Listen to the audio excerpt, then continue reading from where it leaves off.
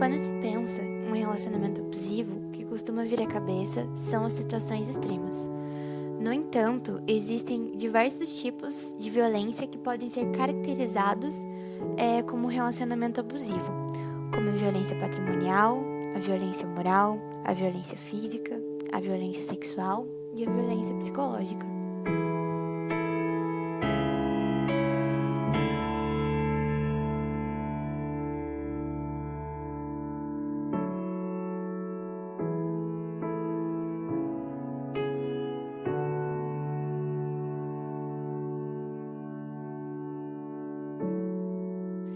Relacionamento abusivo, uma clara violação dos direitos fundamentais da pessoa humana, como também se constitui uma agressão à saúde da pessoa, do seu bem-estar psicológico, pessoal e social.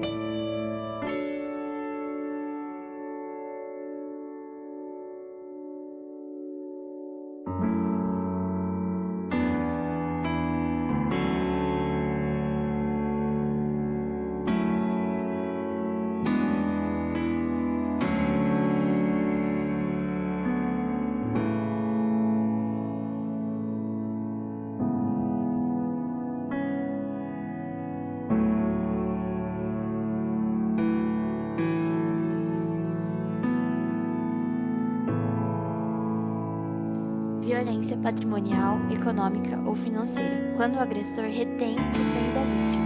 Por exemplo, controlar o dinheiro e definir mesada, impedindo que a vítima tenha acesso ao resto do dinheiro e, consequentemente, se torne dependente dele. Ou quando o agressor destrói ou vende bens pessoais, como joias, roupas, veículos, casa e até mesmo animais de estimação.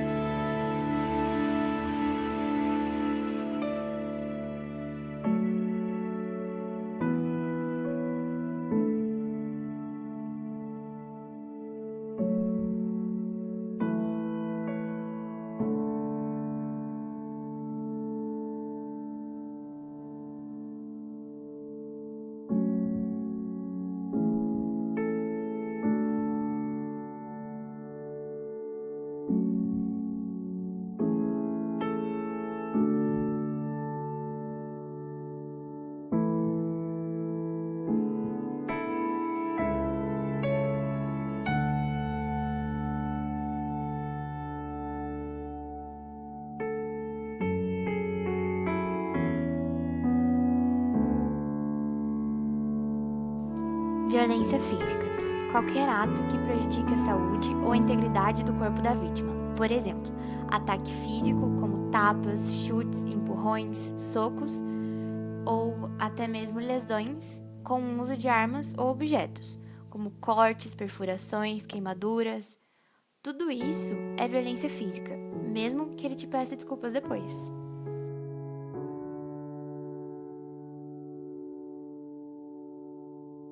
Violência sexual. Qualquer ação que obrigue a mulher, por meio da força física, coerção ou intimidação psicológica, a ter relações sexuais ou presenciar práticas sexuais contra sua vontade, como por exemplo o estupro no casamento, o assédio, entre outros. Violência moral. Qualquer ação de difamar, injuriar e caluniar a honra e ou a reputação da vítima. Por exemplo, ofender a dignidade da mulher, acusar de roubo, acusar de traição, espalhar mentiras, fazer comentários depreciativos do corpo da vítima.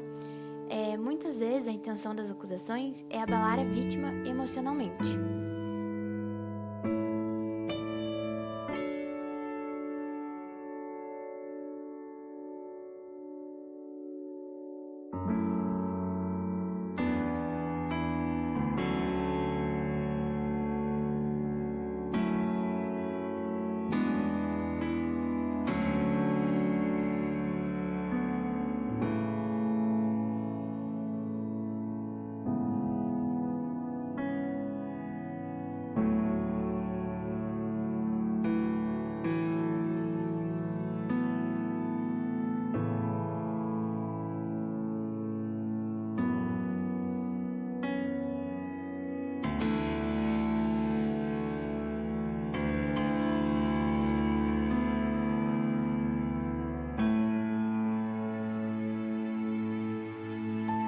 Violência psicológica. Qualquer ato que coloque em risco o desenvolvimento psicológico e emocional da mulher, que lhe cause danos à autoestima, à identidade ou seu desenvolvimento, como, por exemplo, insultos constantes, humilhação, chantagem, desvalorização, ridicularização, privação de liberdade, isolamento dos familiares e amigos e a manipulação afetiva.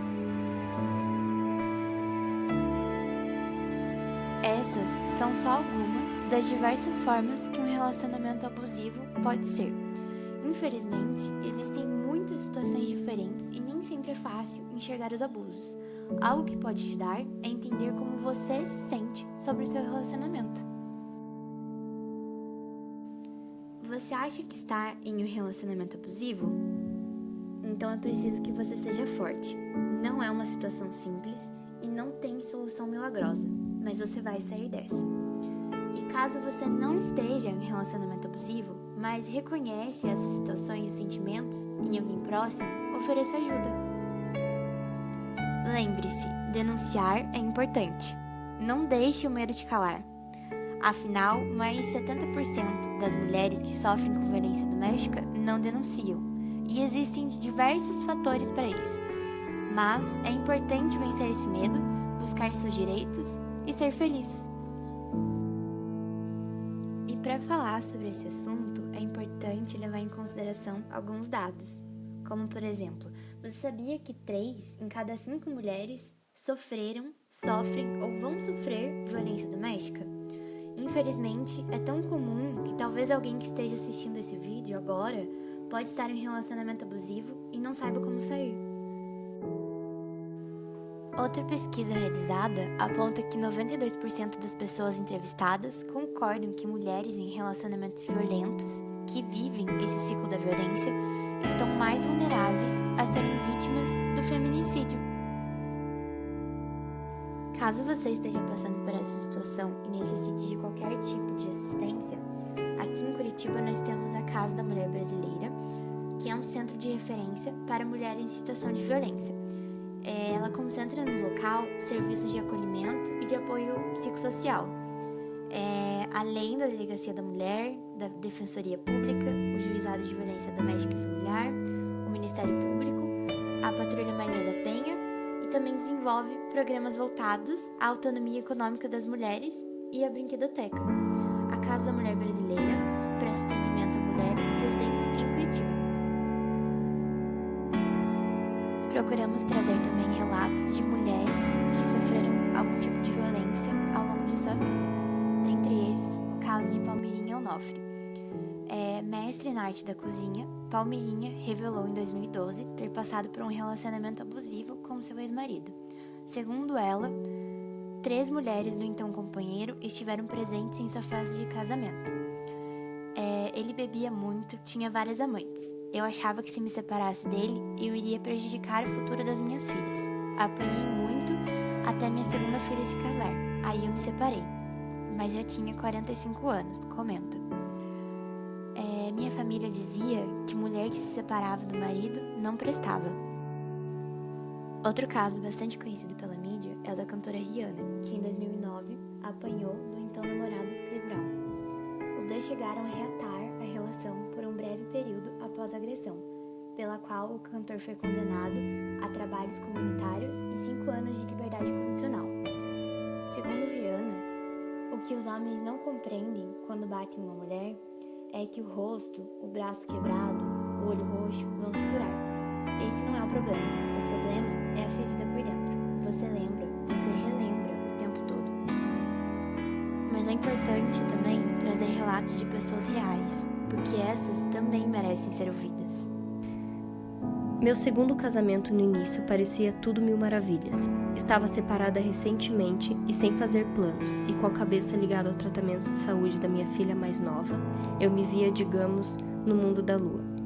Assim que me separei, fui para a casa da minha mãe com minhas 2 filhas, e nesse meio tempo tinha contato direto com meu segundo companheiro, o qual fazia questão que arrumássemos um lugar só nosso. Na época eu me vi incomodada morando com a minha mãe, uma vez que uma das minhas irmãs já morava com ela. O tempo foi passando e logo meu companheiro queria alugar e até mesmo comprar um lugar para morarmos juntos. Minha mãe já tinha a ideia de vender o seu imóvel e, aproveitando a situação, meu companheiro propôs a compra. Feito todo o acerto da compra, com o passar do tempo eu percebia que tudo o que ia fazer com minhas filhas ou com a família, ele sempre arrumava um pretexto para nos afastar dos mesmos, fazendo viagens para São Paulo, onde tinha uma casa. No início não me dava conta que era um modo de me afastar da família e, além disso, eu não percebia que ao mesmo tempo me fazia se afastar das minhas filhas, uma vez que eu tinha que deixá-las com alguém enquanto viajava, pois a conversa sempre chegava com um tom de ameaça e ele dizia: "Não casei para andar sozinho". Detalhe este que depois da compra do imóvel, ele queria casar no papel, porque para ele, homem que é homem tem que casar e cuidar da família. Eu queria participar de concursos públicos, uma vez que minha filha estava curada e eu tinha tempo para voltar ao mercado de trabalho. Mas aí veio uma das ameaças leves, de que se eu fosse trabalhar fora, tudo estaria acabado. Não querendo brigas, pois acreditava que no amor tudo pode e que as pessoas mudam, eu fui relevando. Eu procurava não ficar muito em casa, uma vez que eu não podia dar muita atenção para as minhas filhas e também não tinha redes sociais, pois nesse meio tempo vieram muitas perguntas e até mesmo invasão na minha agenda telefônica. Aí ele me agradava com roupas, acessórios e obrigava a trocá-las a cada passeio, senão seria mais um motivo para brigarmos. Entre muitas e tantas outras torturas, sofri pressão, surtos em casa e na rua, e até frases de que eu estava traindo. Todas essas torturas psicológicas e também físicas foram sempre com ameaças de que eu dependia totalmente dele. Passaram-se anos assim, afastando da família, das pessoas próximas, pois toda a atenção tinha que ser voltada exclusivamente para ele, porque senão vinham as noites mal dormidas. Um resumo desta tortura foram os gritos, altas madrugadas, luzes acesas e até mesmo violência em todos os sentidos. Umas, dentre muitas dessas violências, era de quando me via praticamente dormindo. Ele jogava balde de água gelada em mim. Conheci G logo que completei 19 anos. Ele era mais novo. Foi no carnaval que nos encontramos e não nos largamos mais. Aos 3 meses do relacionamento, descobri que estava grávida. Como ainda estávamos no começo do namoro e apaixonados, achamos que tudo ficaria bem, mas não foi assim. Logo de cara, tive que enfrentar a decepção da minha família. Meu pai deixou de falar comigo por 5 meses. Ninguém aprovava nossa relação. Passei por uma gestação complicada, tive muitas dificuldades. Quando estava com 7 meses, uma ex-namorada de G retornou ao Brasil, e isso mexeu com nossa relação. Eles tiveram um namoro interrompido pela distância e que não havia sido completamente resolvido. Quando completei 8 meses, precisei fazer uma cesárea de emergência. G inicialmente foi compreensivo e participativo. Dizia que a partir daquele momento teria uma família. Enfim, parecia totalmente envolvido, mas com o passar dos meses já não visitava tanto sua filha, então comecei a me incomodar, pois tinha meus compromissos com a faculdade e o bebê. Se não houvesse o apoio e cuidado dos meus pais, a situação seria muito pior. Nesse período, o pai de G, que era alcoólatra e estava desempregado, pediu para o filho morar com ele. E a partir daí, além de não nos visitar, não tinha condições de ajudar financeiramente a nossa filha. Na festa de 1 ano da nossa filha, G ameaçou se jogar de uma ponte, pois algo que queria não havia sido feito. Quando comecei a trabalhar, G voltou a me valorizar, pois agora eu tinha uma renda. E antes o mesmo dizia que eu era imprestável. Porém, quando eu não conseguia auxiliá-lo, eu voltava a ser desprezada. Minha saúde e autoestima estavam péssimas, e sempre que eu tentava me reerguer e lutar, ele se incomodava, me agredia verbalmente e fisicamente, e dizia que procuraria outra mulher para fazer o que eu não fazia por ele. G fazia planos com o meu dinheiro e não ajudava a nossa filha. Começamos a brigar cada vez mais. Ele passou a sair escondido, se relacionar com outras pessoas e a usar drogas. Sempre que eu cobrava esses comportamentos dele, o mesmo era agressivo e me machucava. E sempre após se ver livre de nós nos fins de semana, ele voltava. Um tempo depois, ele arrumou um estágio e, para agradar seu chefe, aceitou participar de um retiro, que foi um empurrão para nos casarmos. Nos casamos e tudo só foi piorando. Ele parou de trabalhar, o sustento dependia de mim. E mesmo sem trabalhar, ele não cuidava de nossa filha. Uma vez ele saiu à noite e não voltava para casa, então resolvi ir atrás de um orelhão para contatá-lo, pois na época não tinha celular. Nisso, corri muitos riscos, pois um homem começou a me perseguir. Para me defender, gritei o nome de uma vizinha. Com isso, o homem se assustou e fugiu. Cheguei ao limite após 3 meses de casados, quando cortaram a luz e descobri que ele usava o dinheiro das contas para se divertir com seus amigos. Um dia, resolveu se encontrar com seus amigos em nossa casa. Após beber muito, G vomitou na pia e acabou entupindo. Disse a ele que quando voltasse para casa, após o trabalho, queria tudo aquilo limpo, e caso contrário, daríamos um fim àquilo. Voltei no fim do dia e estava tudo igual, tudo sujo e bagunçado após sua festa. Saí desse relacionamento completamente abalada emocionalmente. Desenvolvi ansiedade e síndrome do pânico. O tempo me fez perceber que quando deixamos alguém nos diminuir, é muito difícil enxergar o relacionamento abusivo. Isso foi há 19 anos, e infelizmente não se falava muito sobre o tema.